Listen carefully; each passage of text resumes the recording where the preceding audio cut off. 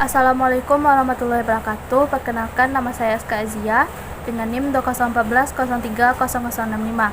Saya dari Prodi Manajemen Pendidikan Islam B, Fakultas Tarbiyah dan Keguruan. Di sini saya akan menjelaskan tentang materi konsep dasar manajemen peserta didik pada mata kuliah Tata Laksana Manajemen Pendidikan dengan dosen pengampu Ibu Eci Sri Wahyuni MPD.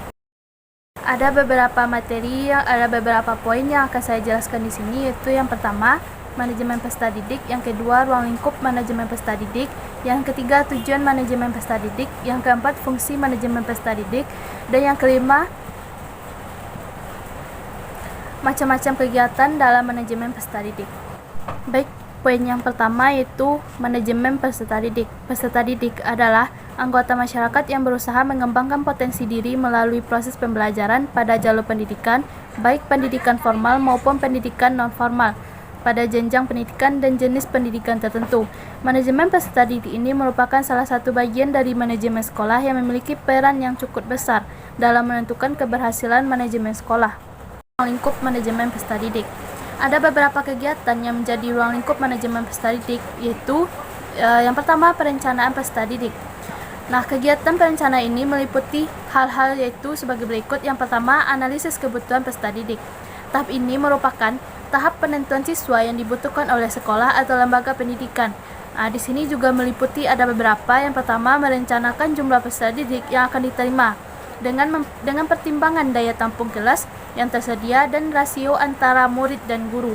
Yang kedua, menyusun program kegiatan kesiswaan, yaitu visi dan misi sekolah, minat dan bakat siswa, sarana dan prasarana yang tersedia, anggaran yang ada, serta tenaga kependidikan yang tersedia. Yang ketiga, rekrutmen peserta didik. Langkah-langkah yang dilakukan dalam kegiatan pencarian calon peserta didik adalah sebagai berikut. Yang pertama, membentuk panitia penerimaan peserta didik baru. Yang kedua, pembuatan dan pemasangan pengumuman penerimaan peserta didik secara terbuka. Dan yang ketiga, seleksi peserta didik. Kegiatan ini dilakukan untuk melakukan seleksi terhadap calon peserta didik. Apakah calon peserta didik akan diterima atau ditolak menjadi peserta didik berdasarkan ketentuan yang berlaku. Dan yang selanjutnya, orientasi peserta didik baru. Kegiatan ini merupakan kegiatan pengenalan lingkungan sekolah kepada peserta didik baru, baik lingkungan fisik sekolah maupun lingkungan sosial sekolah. Selanjutnya, yang ke-E, penempatan peserta didik.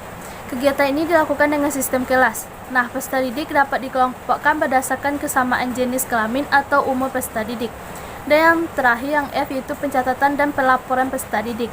Kegiatan pencatatan terhadap kondisi peserta didik dilakukan sejak peserta didik diterima sampai ia lulus dari sekolah atau lembaga pendidikan tersebut. Yang kedua, pembinaan peserta didik. Langkah kedua pada kegiatan manajemen peserta didik adalah pembinaan terhadap peserta didik yang meliputi layanan-layanan khusus yang menunjang manajemen peserta didik itu sendiri. Layanan tersebut yaitu yang pertama, layanan bimbingan dan konseling, yang kedua, layanan perpustakaan, yang ketiga, layanan kantin, yang keempat, layanan kesehatan, dan yang kelima, layanan transportasi, yang terakhir itu layanan asrama. Yang ketiga yaitu evaluasi kegiatan peserta didik. Tujuan evaluasi peserta didik dapat dibagi menjadi dua bagian, yaitu tujuan umum dan tujuan khusus. Adapun tujuan umum evaluasi peserta didik ini adalah yang pertama, mengumpulkan data-data yang membuktikan taraf kemajuan peserta didik dalam mencapai tujuan yang diharapkan. Yang kedua, memungkinkan pendidik atau guru menilai aktivitas atau pengalaman yang didapat. Yang ketiga, menilai metode mengajar yang digunakan. Nah, sedangkan tujuan khusus dari evaluasi peserta didik ini yaitu yang pertama, merangsang kegiatan peserta didik. Yang kedua, menemukan sebab kemajuan atau kegagalan peserta didik. Yang ketiga, memberikan bimbingan yang sesuai dengan kebutuhan, perkembangan, dan bakat peserta didik yang bersangkutan. Dan yang terakhir, untuk memperbaiki mutu pembelajaran atau cara belajar dan metode mengajar. Yang keempat itu mutasi peserta didik. Secara garis besar, mutasi peserta didik ini yaitu proses perpindahan peserta didik dari sekolah satu ke sekolah yang lain, atau perpindahan peserta didik yang berada di dalam sekolah. Nah, mutasi ini terbagi menjadi dua. Yang pertama, mutasi eksternal, dan yang kedua, mutasi internal. Nah, mutasi eksternal ini adalah perpindahan peserta didik dari sekolah yang satu ke sekolah yang lain. Sedangkan mutasi internal ini, merupakan perpindahan peserta didik dalam suatu sekolah. Misalnya, masuk pada poin selanjutnya yang C, yaitu tujuan manajemen peserta didik. Tujuan manajemen peserta didik adalah mengatur kegiatan-kegiatan peserta didik agar kegiatan-kegiatan tersebut menunjang proses belajar mengajar di sekolah.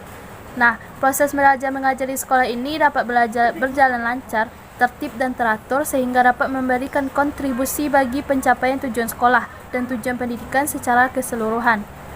Poin yang D yaitu fungsi manajemen peserta didik. Fungsi manajemen peserta didik ini yaitu sebagai wahana bagi peserta didik untuk mengembangkan diri seoptimal mungkin, baik yang berkenaan dengan segi-segi individualitasnya, segi sosialnya, segi aspirasinya, segi kebutuhannya, dan segi potensi peserta didik lainnya. Yang pertama, fungsi yang berkenaan dengan individualitas peserta didik tersebut. Nah, ini membuat peserta didik mampu mengembangkan potensi-potensi individualitasnya tanpa banyak hambatan. Potensi tersebut meliputi kemampuan umum, yaitu kecerdasan, kemampuan khusus, yaitu bakat, dan kemampuan-kemampuan lainnya. Yang kedua, fungsi yang berkenaan dengan perkembangan segi sosial peserta didik. Nah, fungsi ini berkaitan erat dengan hakikat peserta didik sebagai makhluk sosial. Yang ketiga, fungsi yang berkenaan dengan penyaluran aspirasi dan harapan peserta didik. Fungsi ini diharapkan mampu membuat peserta didik bisa menyalurkan hobi, kesenangan, dan minatnya. Dan yang keempat, fungsi yang berkenaan dengan pemenuhan kebutuhan dan kesejahteraan peserta didik. Fungsi ini membuat peserta didik sejahtera dalam menjalani hidupnya. Ada yang selanjutnya, ada 3 macam pendekatan yang dapat dilakukan untuk mencapai tujuan dan fungsi manajemen peserta didik. Yang pertama, pendekatan kuantitatif. Pendekatan ini lebih menitikberatkan pada segi administratif dan birokratif lembaga pendidikan. Yang kedua, pendekatan kualitatif. Pendekatan ini bertujuan untuk membuat peserta didik menjadi lebih senang dan sejahtera. Yang ketiga, pendekatan padu. Pendekatan ini merupakan perpaduan antara pendekatan yang dua di atas. Nah, di dalam pendekatan ini peserta didik diminta untuk memenuhi tuntutan-tuntutan birokratif dan administratif di sekolah, dan sekolah juga menawarkan insentif-insentif lain yang dapat memenuhi kebutuhan dan kesejahteraan peserta didik.